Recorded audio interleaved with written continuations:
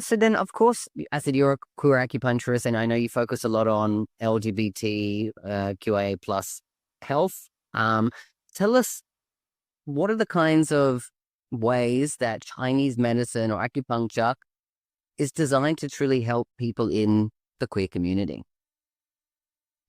Yeah, it's that's a very broad question. Like so much of it, so I would love for you to just go for gold and let it flow in. I'll bounce off you where I need to. So it's I guess I'd premise it by saying it's not the a person's sexuality and their gender identity forms sort of part of the overall picture. So Right. I it wouldn't ever sort of be the the be all and end all of why someone would be coming to see me, or even if they thought it would, most of the time it's not. Simply because Chinese medicine operates from a system of holism. So, from our perspective, where Western medicine tends to zoom in on a problem and take a very microscopic look and identify to a minute detail what's happening in terms of a disease process, we tend to take the opposite approach. So, Welcome to the Queer Quest podcast, your beacon of light and sprinkle of glitter in the queer community. I'm your host, Cristiano Green, CEO and founder of Queer Quest and a transformation coach for queer individuals. And together, we are embarking on a journey of transformation. Each week, we bring you a new training topic or connecting with visionary queer leaders in healing and coaching, diving deep into conversations that inspire growth, celebrate diversity, and empower you to live authentically. So wherever you are, settle in and let's get ready to unlock the vibrant potential within. This is where your quest begins. Hello, all you fabulous souls, and welcome to another episode of the Queer Quest podcast. I'm your host, Cristiano Green, the CEO and founder of Queer Quest and a transformation coach for people in the queer community. So this week on the podcast, we have a very special guest. Now, of course, we know that the Queer Quest podcast is all things people in the queer community, and we cover things across all areas of personal development and wellness. And we do have a queer wellness expert in the house today. We've got Matthew Young, who is a queer acupuncturist in Melbourne, Australia. How you doing, Matthew? very well, thank you. How are you?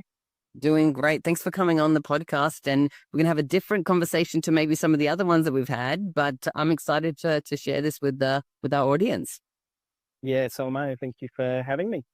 Of course, my pleasure. So I'd love to maybe start with, you're a queer acupuncturist, of course, but, usually, like I said, when someone gets into a field, they usually had some sort of journey of maybe going through acupuncturist or something. For example, a therapist usually has gone through therapy.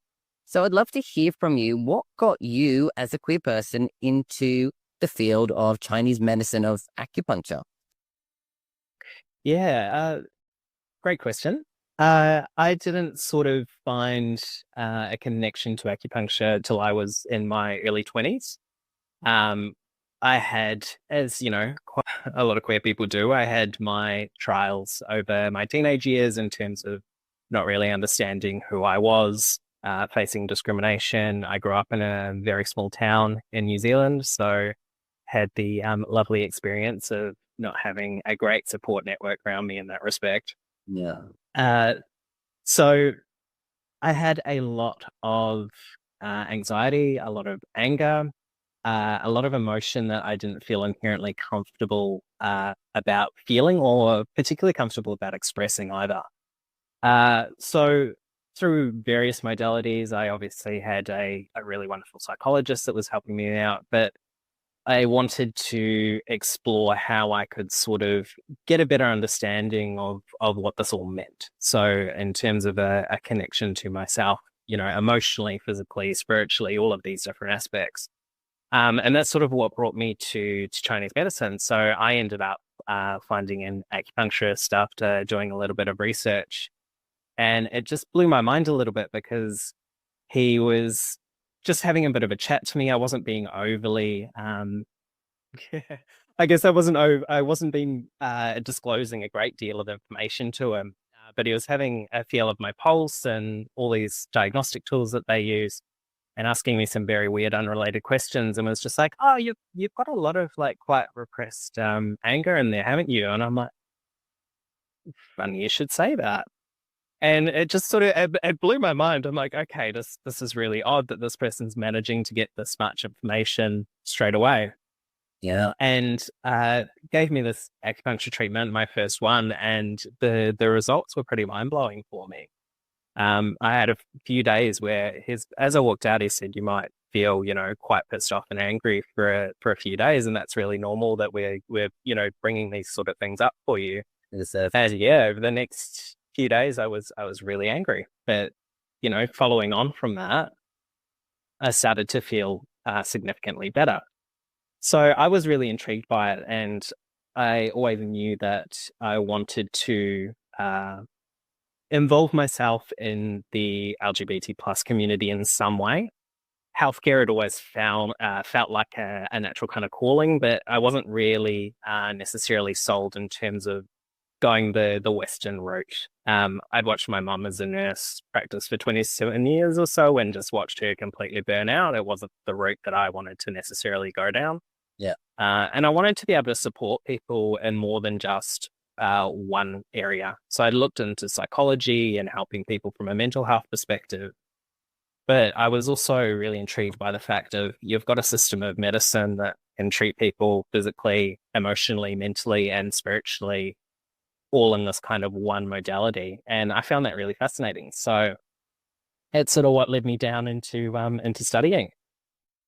Wow, what a journey you went through. And so how, like, for you personally, obviously you had that session where you released the anger, but for you to kind of get to a place where like you felt you could notice seriously feeling better and like that this was something, like how many kinds of sessions did you go through, or was like one good enough for you to really feel like a huge difference? Like, talk about kind of like that for yourself as well. For me personally, it was over a period of, I would say, probably about 3 to 6 months where I was doing it a little bit more intensively, that I noticed kind of those shifts that begin to happen in that particular way. Um, from there, it's just, I get basically what I would call like a tune up. It's though every 1 to 2 months, I'll get basically a bit of a tune up. So it's just making sure that the systems are ticking along. Um, just to make sure you're not falling into basically what we would say in Chinese medicine, we call them patterns, or patterns of disharmony is probably the best way I could word it. Um, it's our understanding of how particular symptoms come up in the body. So yeah, for me personally, it was around 3 to 6 months to see substantial kind of shifts in that. Um, but yeah, I still need a tune up every now and again, as we all do. Well, see, we all still go through certain emotional experiences in our life, or things that trigger us. And as you said, going through and getting the tune up helps kind of keep you on the right path, but also know that like that can help as in release some of the stored emotions that are in your body. Yeah, absolutely. Okay, great. So then, of course, I said you're a queer acupuncturist, and I know you focus a lot on LGBT QIA plus health. Tell us, what are the kinds of ways that Chinese medicine or acupuncture is designed to truly help people in the queer community? Yeah, that's a very broad question. Like, so much of it, so I would love for you to just go for gold and let it flow in. I'll bounce off you where I need to. So it's I guess I'd premise it by saying it's not the a person's sexuality and their gender identity forms sort of part of the overall picture. So Right. I I wouldn't ever sort of be the the be all and end all of why someone would be coming to see me, or even if they thought it would, most of the time it's not. Simply because Chinese medicine operates from a system of holism. So from our perspective, where Western medicine tends to zoom in on a problem and take a very microscopic look, and identify to a minute detail what's happening in terms of a disease process, we tend to take the opposite approach. So where I see a symptom occurring within the body that someone's talking about, be it insomnia, be it stress or anxiety or whatever it happens to be, we like to zoom out instead. So I can only understand what's happening within the body by understanding the body systems as a whole and understanding the part in relation to the whole organism that is your body, and also the environment around you as well. So for when I'm treating any queer person, that's very it gives me a lot of information about what that person's experience within the world might be and how that's sort of informing what's happening within their body. So if they're, coming to me for anxiety, it's what underlying emotional processes are occurring that have created a situation that this is how it's manifesting, that you're anxious and your heart's constantly racing and you can't sleep at night. There has to be underlying processes that have fed this, so to speak. So, um, instead of, like I said, you said in Western medicine, they're like, you've got anxiety. Okay, well, we'll give you this medication for anxiety, whatever it is, to cure the symptom. We're looking back holistically at the person and say, okay, you're having anxiety. What part of your life is it coming from? Is it coming from like in your relationship stuff, or are you having anxiety around your career or your finances? And then is that causing you to have the emotional trigger? Is it affecting your mental health, affecting your physical health, affecting you spiritually? Where are you aligned? And then from there, you can then go on and figure out the best way to, I guess, approach healing or growth or transformation in overcoming whatever the issue is. That's kind of say exactly. Yeah, exactly right. And that's sort of where, you find a lot of queer people have very similar experiences or emotional processes that tend to inform the body in a way that I have an understanding through my studies and through my experience in terms of what those mechanisms tend to do to the body. So you see a lot of people coming in with feelings of guilt or shame or repression or self-loathing, all of these sort of really deep set intrinsic beliefs that self-worth, things like that, yeah. So I kind of call it a common shared experience that not all, but a lot of queer people tend to experience because, regardless of the upbringing that you've had and the supportive networks that you've had around you, unfortunately, we all inherit the universal mirror. Or the society has, we all have to deal with it, since no matter where you grow up, right? You have to face exactly some sort of discrimination or homophobia, queerphobia, transphobia, whatever it is specifically to you. So there is that shared experience of understanding what it's like to feel like an other in the world that is necessarily not being created for us to thrive at our best. Yeah, exactly. So I got really interested while I was studying by as a queer person, kind of going, how do I fit into this paradigm of medicine? What does that sort of mean? And I remember being in one of my lectures during the first year, and my lecturer turned around and we were talking about a particular kind of particular pattern that we see happen in the body. And one of the causes of this particular pattern was excessive sexual activity. And that was kind of it. It was just like excessive. And I'm like, okay, so what does that actually mean? Like that's such a like obscure kind of concept of just saying excessive sexual activity. So I kind of dug a little bit deeper with that, and it was basically came with a very loaded sort of cisgender male orientated kind of answer, which was basically like, oh, you're ejaculating too much. That's what excessive sexual activity means, essentially, that can lead to this particular form of disharmony. And what is that's where I kind of just to maybe go a bit deeper into that, because there's probably going to be people that might again have sex addictions, porn addictions, or just utilize things to help them with their feelings of loneliness, whatever, right? Like it happens. It's not an uncommon thing, especially here in 2025. So tell us a little bit more about that specific thing there so that maybe people can understand, like, hang on, am I having some of that disharmony, right? So when we look at, if we're looking at sexual activity or what we would classify as excessive sexual activity, it has to be basically understood in relation to other things that are occurring within the body. So like all things, and this is where some people can get a little bit frustrated with how Chinese medicine works, because we say, in most cases, how long's a piece of string? So the excessive sexual activity for one person is not going to be the excessive sexual activity of another person. We can only, again, sort of understand that contextually. So what I tend to look out for is we basically say that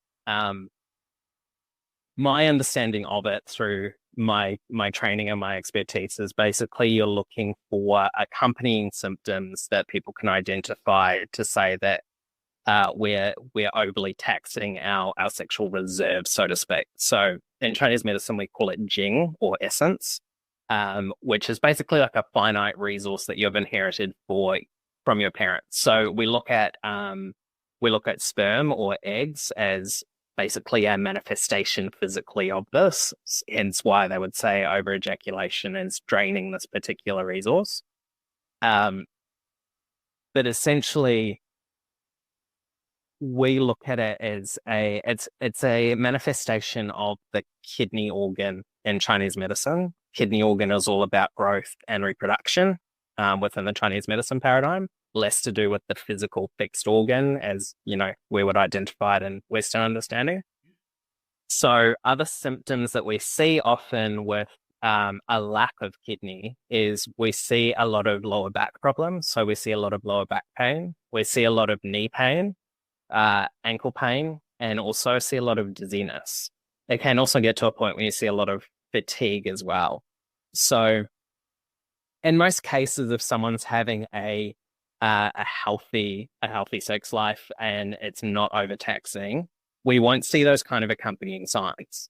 But if someone comes to me and it's like, oh, they've got a new girlfriend, they've got a new boyfriend, whatever, and, I'm just really, really tired and my lower back, I've been to the osteo, but it's not really working. Like it just feels really weak. And I tried to do some squats in the gym and I felt like I threw it out. I'm like, yeah, okay, you're really overdoing it. Just need to, back off a little bit here. So it's gonna be very, again, contextual to the person and only understood, I guess, in context to the overall picture of their health. That's a good way of looking at it and realizing, like I said, it's not the, like I said, the problems that you're having, taking the step back and actually looking at it holistically, realizing that, okay, are you doing something in a different area that's affecting all these things, which then becomes the source of the real problem and how you can solve it holistically through Chinese medicine. Yeah, absolutely. Wow. Okay. I bet that there's probably a bazillion different scenarios that could come for us to look at because, again, I know this has been around for, I don't know if it's centuries or even further back, but how long is that? About 4,500 years. Wow, a lot more than centuries. So yeah. So quite substantial. Oh, so I know when it comes to Chinese medicine, there's a heavy focus on like the yin and the yang. Can you talk to us in relation to that? I guess maybe from a queer perspective, do you have some sort of like understanding around the yin and the yang so that like someone outside of that would hear it and go, how does that relate to me as a queer person? Especially Yeah,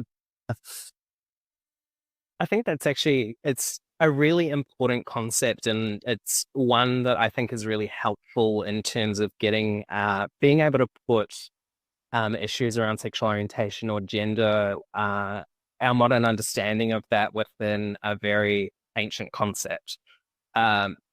So it's actually you'll hear a lot of people turn around and kind of look at yin and yang as a binary sort of thing.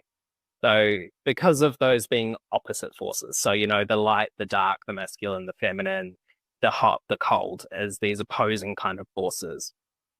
which in a way is correct because they are the opposing forces. But if you look at the symbol itself, if it was purely binary, it would just essentially be a circle with a line drawn down the middle, one black side, one white side, and that would be sort of it.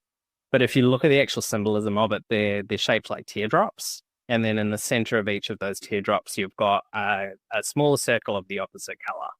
And this is really important because the yin and yang is never static, which is why it has those teardrop shapes. So it's basically a constant fluctuation of these energies. They never stop moving. And those two circles within each other are really important as well, because it's saying that even in the most yang situation, there's a little bit of yin there and vice versa. So like the day-night cycle is a really good example of that. So you've got the yang, which is hot and warm, so it's the daytime. The yin is cooler, darker, nighttime. But even at midnight, that's the most yin you could possibly get. But the second it hits midnight, it's automatically transitioning back to yang. It's going back into morning, to heat, to daylight. So we look at this as kind of an understanding of gender as well. That gender is not something that's inherently fixed, or with sexuality as well, that these aren't fixed concepts. There's a constant interplay. So even within something that you would look at being as overtly masculine, there's an element of femininity and vice versa, that we're not these fixed elements that have to tick a box or fit into one narrow understanding. There is a constant shift, and this can be, giant shifts throughout our life. It can be a shift of our gender expression throughout the day. It doesn't really mean much in terms of the significance of that. The important part to us is that these two polar opposites rely on each other in order for us to understand them and constantly transform into each other. And they don't work against each other, they work with each other, I'm assuming, right? Absolutely. And when they are sort of working again, even in instances where you find that within the body there's an imbalance between them, there's constantly working towards rebalancing each other. The body innately knows that it needs to move towards a state of balance. But I mean, obviously, unfortunately, the lives that we lead and the environment around us means that there's never one kind of space where it's consistently static. It's you just constantly have to try and strive for balance. Strive for balance, strive for freedom from the need for it to be 50-50 as well, right? We look at everything in our relationships with other people. They're never 50-50. Sometimes you're giving a lot more and vice versa, right? Depends on what's happening in life across every aspect. It happens again for you in your career, in your finances, in your mental health, your emotional health, your spiritual side, right? Are you ready to embark on a journey of transformation that's uniquely yours? Welcome to QueerQuest, the world's first and best personal development platform created by and for the queer community. Imagine a space where your authenticity isn't just accepted, it's celebrated. A place where you can grow, learn, and thrive alongside a vibrant community that understands you. At QueerQuest, we're more than just a platform. We're a family. Connect with like-minded individuals, share your stories, and empower each other to reach new heights. Our tailored courses are designed to address the unique experiences of the queer community, from self-love and confidence building to career advancement and beyond. We've got you covered. It's time to step into your power and transform your journey. Join us today at courses.queerquest.vip, see what we're all about, and sign up to begin your quest. Right? If we are constantly wanting it to be completely balanced, then that desire for it to be balanced is also sometimes putting us off balance as well, I think, at times. So that's why exactly. Try to work with it, allow it to be what it needs to be in that moment, but also know that when it swings the other way, it's totally okay. Same with your agenda or your sexuality. The people who are repressing those things the most are probably realizing that they're maybe having some different symptoms in the body. So can you talk about, say, what things people could experience if they are repressing parts of themselves, whether it's the sexuality or their gender expression? What kind of shows up at when you look at it from a perspective of Chinese medicine? So it all sort of it takes on different forms as it sort of evolves. So you kind of look at it as one, it's a bit of like a domino effect. So things will tend to start tipping as one tip. So you start to see multiple patterns evolve. But if you're talking specifically about if people are experiencing significant repression of their gender or their sexuality, what we see what we would call in Chinese medicine stagnation. So lack of movement, lack of potential, we see stagnation manifest physically, but it also can manifest emotionally and spiritually as well. And a lot of the symptoms that you would experience with that are very telling. So a lot of the time in the initial stages of that, I see if it's very early on, it's a lot of muscular tension. So particularly jaw, neck, upper shoulders, that sort of thing. That's a very, very common physical reaction to that repression. As we move down the track, you tend to find that intensifies. So it's that kind of tension in the body that can't be resolved no matter what you do. So you go and get a massage, feel good for maybe a day or two, and then it doesn't really go anywhere. And while this is happening, it's kind of throwing off other systems as well. So when one stagnation is present, it tends to start affecting other systems in the body as well. So it might mean that you start having really a lot of period irregularities and PMS. It can start to affect our digestive system as well. So a lot of bloating, IBS type symptoms start affecting sleep quality, anxiety. So it has these flow-on effects as well. But at its core, when we see repression, we just see a significant lack of movement within the body. So we say physical, mental, emotional tension.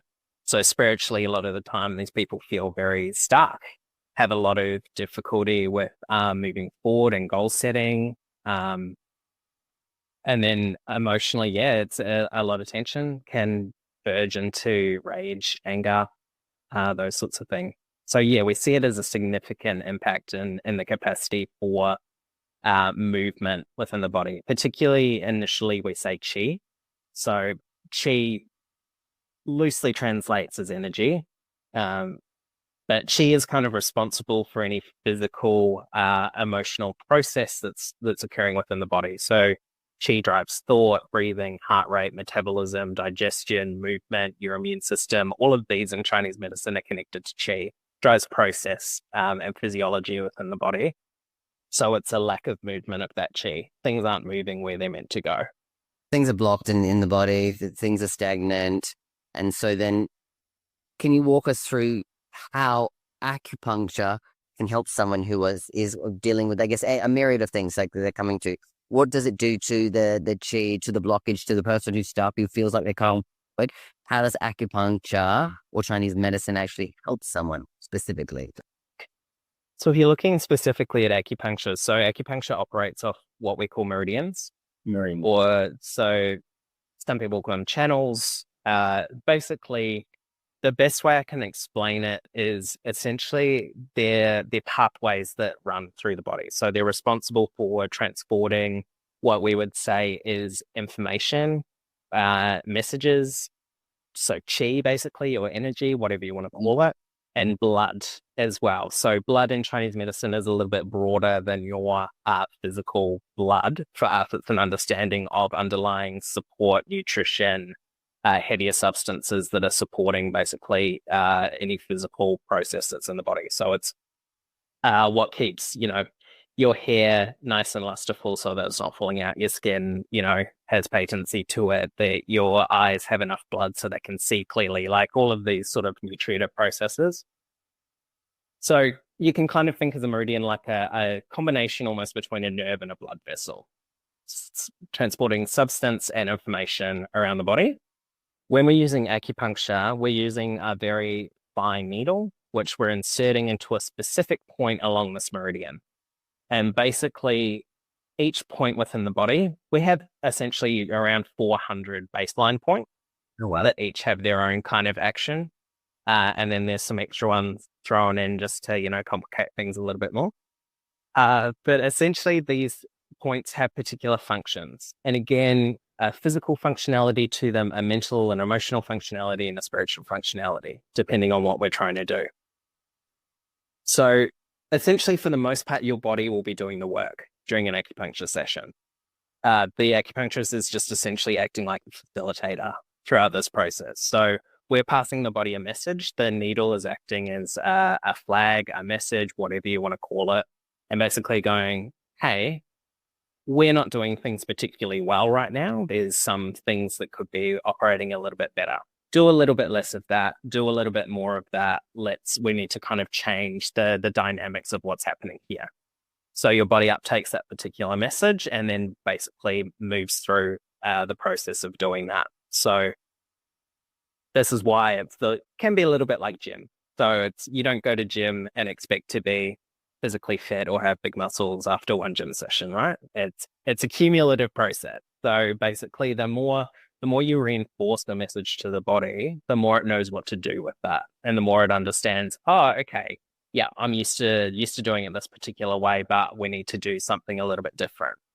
And that's also how you kind of get to a point as well where eventually you hope that the person will be a little bit more centered, so that, when they do come in and they're feeling a little bit off, that it's much easier to bring them back to their state, being centered. It's easier for Equilibrium, yeah, centered, yeah, all of that stuff. It's okay. yeah. Nice. And so again, of course, I know that you help a lot of, like I said, a wide range of people in the queer community.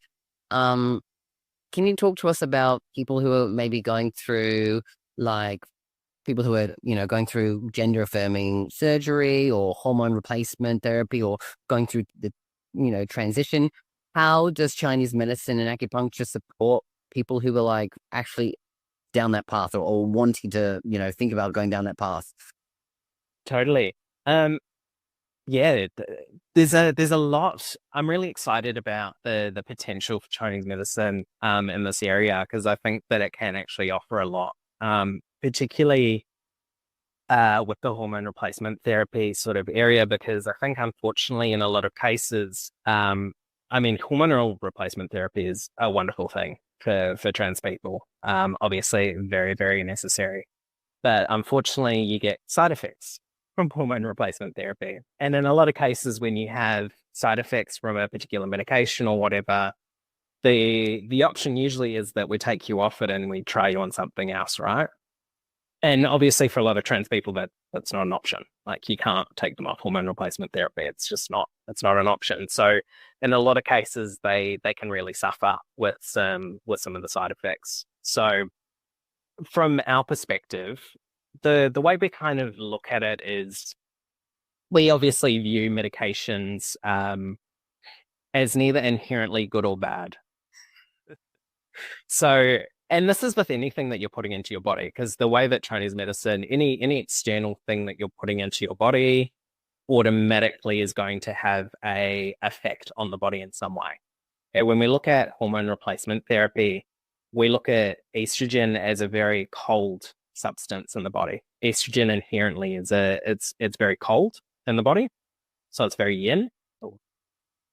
So when people start taking estrogen, you start to see an impact on warmer metabolic processes from our perspective. So the side effects that you commonly see with estrogen therapy are, things like weight gain, bloating, can be digestive dysfunction, brain fog. We look at all of these sort of processes essentially as there being too much cold in the body as a result of the estrogen. So we obviously can't remove the cause of that. So it's how do we actually offset that? So how do we help someone manage the side effects that are occurring from the hormone replacement therapy? And it's obviously the same thing with testosterone, and just in a different form. So testosterone we look at as very hot in the body. So it tends to cause a lot of what we say is excessive heat symptoms in the body. So we see a lot of the time acne flaring up, skin disorders, headaches, these sorts of things that we would, in Chinese medicine, identify as heat syndromes occurring within the body. So yeah, we look at it in the way of going, okay, we need to be able to support the person in a way that we can help offset the side effects, but at the same time, we're not doing anything that's going to contradict or try and change the therapy that they're on. So obviously that they can, they can have the body that they feel that they want and deserve. And it's the same with sort of the surgical aspect. So I see a few trans clients that have had gender affirming surgeries, and we're working a lot with the remaining scar tissue that's occurring. So in Chinese medicine, we can help with the acupuncture to reduce the appearance of the scarring. Gotcha. With the acupuncture, so we can actually, if you're looking at it purely from an aesthetic or cosmetic kind of perspective, we can try and actually help to break down some of the scar tissue, reduce the overall look or intensity of the scarring. But also we look at it as if there is scar tissue present, a lot of the time it causes issues with that natural flow of those particular meridians, depending on the areas that it's sort of running through. So you might get different symptoms depending. So, scar tissue around the chest area is going to have a different effect to scar tissue around the genitals, for example. But yeah, so we try and basically help to get the flow of those particular meridians in that area a little bit more free flowing, as we would say. So where we see stagnation in meridians and a lack of kind of flow, a lot of the time there's a lot of pain for people. And this is not necessarily just with scarring, this is with pain in general, which is, I mean, that's a whole nother broader topic as well, because I see that a lot with trans patients who are chest binding, or if they're tucking or doing those sorts of things as well. That can also cause a similar effect on the body as well. Yeah. So it's how do we basically help, restore flow within that area so it's a little bit more comfortable for them. Yeah, I mean, that all makes a lot of sense as to why these things would be occurring in the body when you're going through these changes, when you talk about the yin, the yang, the hot, the cold, and how, as you said, tapping in and connecting those meridians or having them flow better allows the body to do its job and I guess get back into a better flow of energy so that the person who I guess is going through the transition can actually probably feel the way that they want to feel within their body, especially after they've transitioned, they can actually start to feel like the person that they feel they are. Is that Exactly right? helps them do that?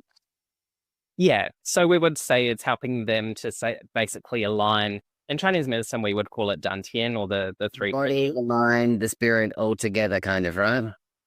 Exactly. So yeah, we say spirit, emotion, and essence, or physicality, which we would, if you're looking specifically at gender, we would say alignment of gender identity, gender expression, and the actual biological body that you were born with. Yeah, totally makes sense. Yeah.